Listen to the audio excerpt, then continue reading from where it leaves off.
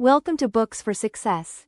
Today, we're delving into the wisdom within High Performance Habits by Brendon Burchard. High Performance Habits explores the 6 habits that can turn an ordinary person into an extraordinarily productive one.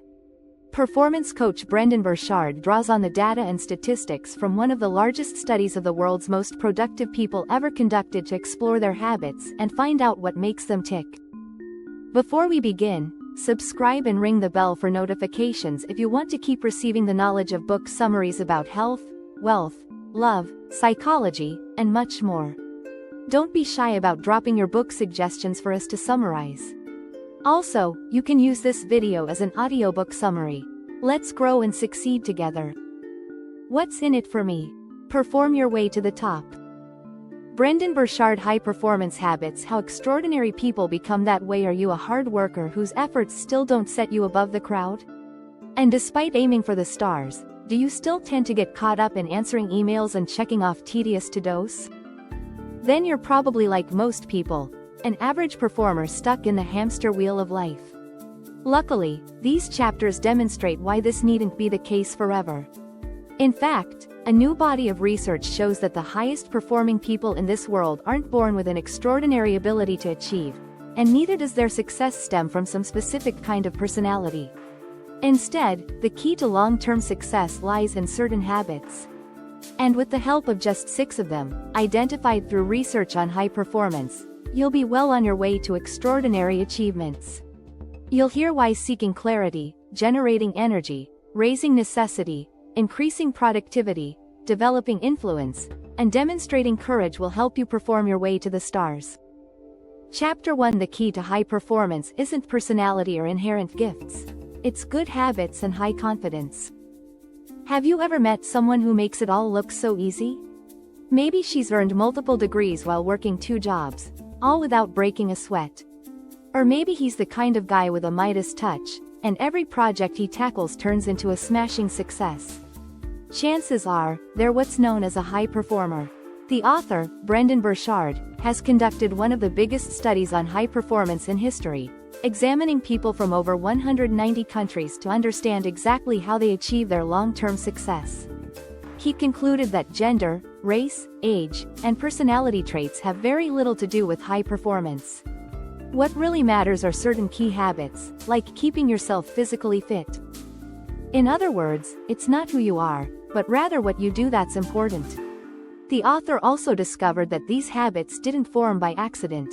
High performers took them on deliberately. Now, don't confuse these habits with life hacks or some simple magical changes that take 0 effort to implement. High performers outperform their peers because they consciously and consistently practice these habits. Another common trait is their confidence in being able to master even difficult tasks, like big new projects at work, or learning new languages. Again, this isn't an inherent trait. It's an earned confidence achieved through diligent practice. This is good news for you, as it means you too can gain this confidence through practice. With continued practice, you'll gain more knowledge, master more skills, and your confidence will grow, making it easier to keep learning and growing. This loop of continual growth and self-improvement is the hallmark of high performance. Chapter 2: High performers have self-awareness and a clear purpose in life. When was the last time you asked yourself big questions, such as, how do I want to be remembered, or what do I want to do with my life? Many will only think about these questions on their birthday or New Year's Eve, but high performers ask these questions all the time. It's a habit the author calls seeking clarity, and it keeps them goal-oriented. It also gives them a strong purpose, direction, and focus in everything they do, since they know precisely how their actions are helping them reach their goals. Conversely, when you lack clarity, you can end up sulking, mired in negative emotions. Clarity comprises 4 fields that you need to work on to improve. First is the self, and knowing exactly what kind of person you want to become. High performers are focused on becoming the best version of themselves and being remembered this way. This could mean, for instance, being kind, attentive, and humble. Once you determine the self you want to be, the question becomes, have you behaved this way so far? And if not, what do you need to change? Second is the social sphere, and being aware and intentional about your interactions with others. High performers don't have an autopilot for socializing. If there's a lunch date, meeting, or party coming up, the question becomes, how can I shape this meeting in a positive way?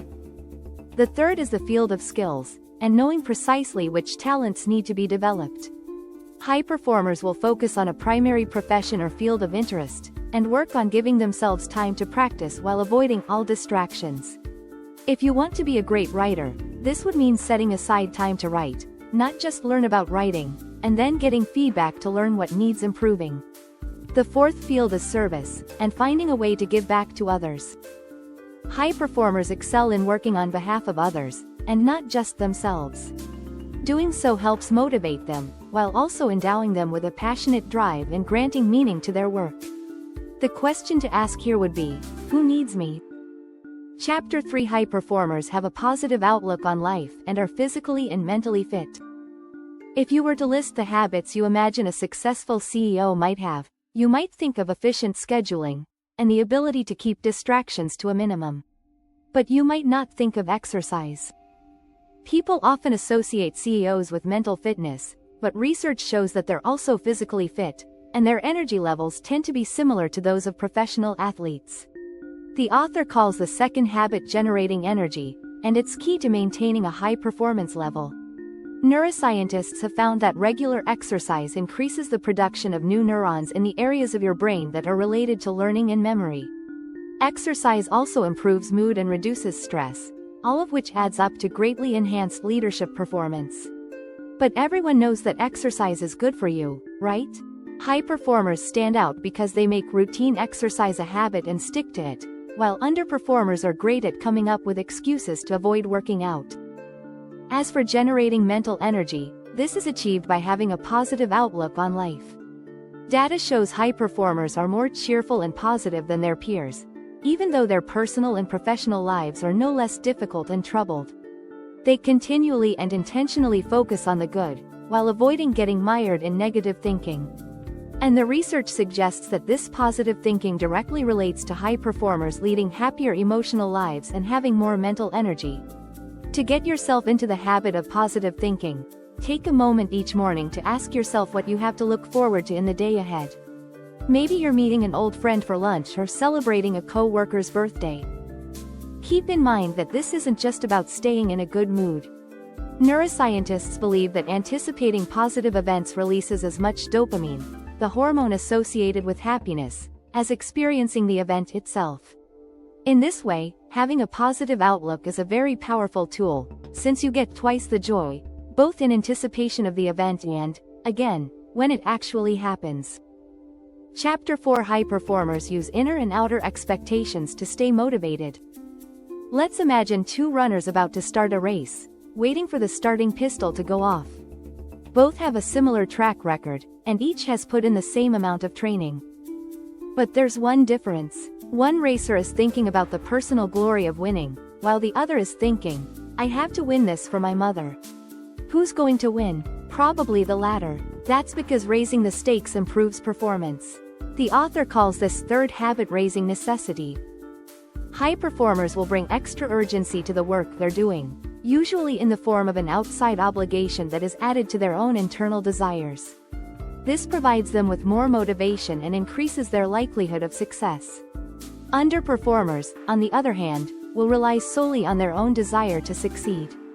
This makes their success a preferable outcome, but not a necessary one. So, to put this into practice, you first need to set a high standard for yourself. Remember, you want to master your craft, so don't settle for simple and easily achievable goals. Now, you'll also want to attach your personal goal to an external obligation, so that a positive outcome will also benefit someone else in your life. If your local charity will gain exposure and a massive windfall of donations as a result of your project's success, you'll likely work twice as hard to ensure it comes together. Another high performer habit for raising the stakes is simply to share your goal with a lot of people. Outside expectations are created, and the act of voicing your goal out loud can increase its success. No one wants to fail publicly, so the more people you tell, the more committed you'll feel. When the author set a goal to create an online video course on personal development, he not only told his friends and family about it, he also invited them to be the first to try it out and offer feedback. So, his closest social circle was both aware and looking forward to him completing this project, and these expectations all but guaranteed the success of his project. Chapter 5: High performers avoid distractions and are smart with their deadlines. It's terrible to always feel busy and run down, yet still not getting enough done.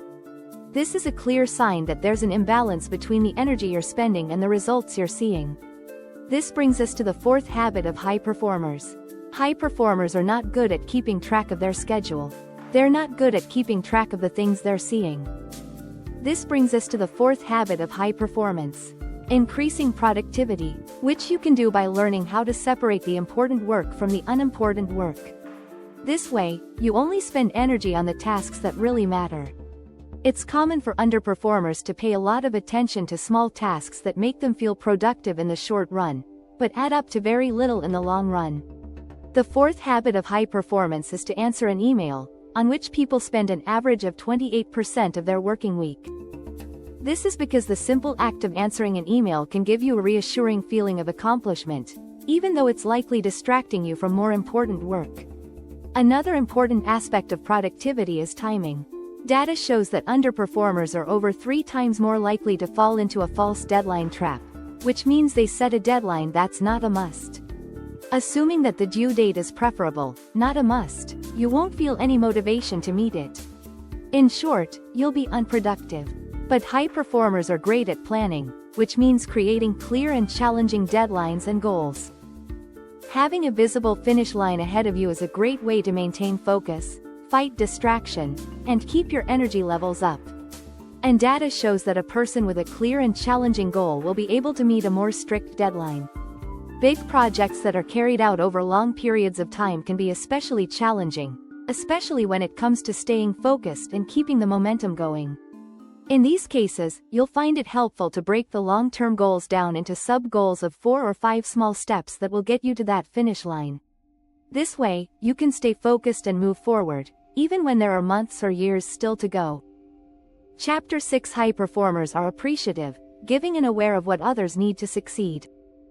There's a popular notion that it's lonely at the top, meaning that once you reach the highest rung of the professional ladder, there will be no one around with whom to share your achievement. But this isn't the case for high performers, as the research shows them to be quite capable of establishing meaningful and lasting connections with their peers. High performers are appreciative and giving people who aren't afraid to also challenge those they work with and expect the same from others. In 2016, the American Psychological Association's Work and Well-Being Survey revealed that only half of the workers in the United States feel valued and recognized by their superiors. High-performing managers wouldn't stand for this. In his study, Burchard found high performers routinely praising and cheering on their staff. They're also more likely to notice and appreciate good work. High performers were found to have a giving mindset, the fifth habit. They're well aware of the struggles and desires of others and use that knowledge to provide people with what they need. They also know that their staff need the trust and freedom to make their own decisions. Having this power is a great motivator, and high performers are both aware and respectful of this. Being perceptive and aware of what people need to grow allows high performers to assign the right tasks to the right people so they can reach the next level. And when a high performer needs something themselves, they don't hesitate to ask for a favor. This is something underperformers often resist for fear of being judged or rejected, even though statistics show that the average person will get a positive response 3 times more often than they expect. In fact, fears of being harshly judged by our peers are generally overestimated. The truth is, most people are too busy to spend time thinking about you. So relax. Chapter 7: High performers aren't afraid to take risks and are open about their ambitions. Are you the kind of person who prefers to be left alone in their comfort zone? If so, how much pressure does it take for you to break out? For high performers, risk-taking isn't unusual at all. In fact, demonstrating courage is the 6th and final habit of high performers, and it goes hand in hand with gaining a positive perspective on challenging situations. Again, attitudes like these aren't inherent personality traits. They're characteristics that high-performing individuals have practiced and worked at over time. They recognize that taking bold action involves a higher risk of failing. That's why these moves are considered bold. But high performers have learned how to overcome their fear and take action. With practice, you too can make bold decisions. And just like high performers, you can even come to enjoy the thrill of taking risks. Making a risky move is like any other learned skill. It gets easier the more you do it. So all you need to do is start taking those leaps. Like parachuting, the first time is always filled with panic and dread. But after each jump, it gradually becomes a little easier and less stressful. Most people will avoid any kind of struggle. But being extraordinary and reaching your goals means learning how to greet challenges with a smile. It's all about having the right perspective. And rather than complaining about life being difficult, higher performers will see each new challenge as an opportunity to grow. One of the commonest bold acts is being open and honest about one's true ambitions. This is another behavior that many will avoid due to unwanted judgment or ridicule. While the average person prefers to work toward their dreams in silence, high performers don't hold back despite being fully aware that someone might call them delusional, unrealistic, or even crazy. For them, it's all part of life's precious struggle. So don't waste another day. Now's the time to open yourself up to the world and all the good and bad it has to offer. By being open, you'll find that there are a lot of people out there just waiting to help turn your dreams into reality. Final words. The key message in this book is that high performers are not born extraordinary. They grow through steady and persistent practice that involves a conscious attempt to master certain habits. They are highly aware of the purpose of their work, stay energetic, use external motivators, know how to increase productivity through careful planning, regularly connect and give to those around, and take bold risks. How can you apply the ideas in these chapters to your life? Seek clarity in your social interactions. Don't just enter a social interaction on autopilot. Ask yourself beforehand, how can I be a good person in the upcoming situation? What will the other person expect? What kind of mood and energy do I want to create? And how can I act to achieve that outcome? Thanks for being part of our insightful voyage. If our summary piqued your interest, we encourage you to dive into the complete book for a deeper understanding. Don't forget to like this video, subscribe for more content if you're new here, and share it with others who might find it valuable. Keep on reading, discovering, and advancing until our next adventure.